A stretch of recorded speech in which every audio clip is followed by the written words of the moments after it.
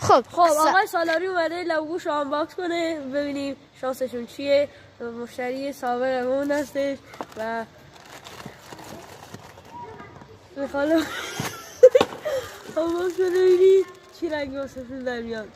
خیلی ذوق داره برای لبوش. بله ذوق کرده خیلی. بله رنگ سیشتی واسهشون در اومده. خب آقا سالاری ذوق کنید لطفاً. ذوق بیشتر. هر شاهکار یک کپی بی‌ارزش دارد. دوستان در خدمت آقای سالاری هستیم. یه لبوبو انتخاب کردن میخوان که بازش کنن و ببینیم که شانسشون چیه. فقط خوش سریعتر تایم استوری تموم نشه.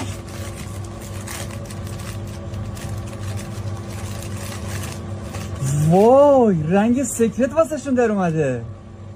آقای سالاری ذوق کنید لطفاً. ذوق بیشتر. آقای سالاری اومده لبوش آنباکس کنه ببینیم چه رنگ واسهشون در میاد.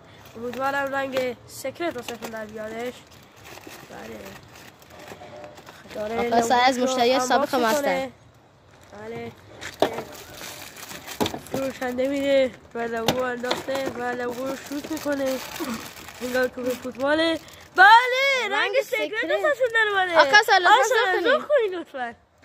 ذوق بیشتر لطفاً بیشتر. درسته.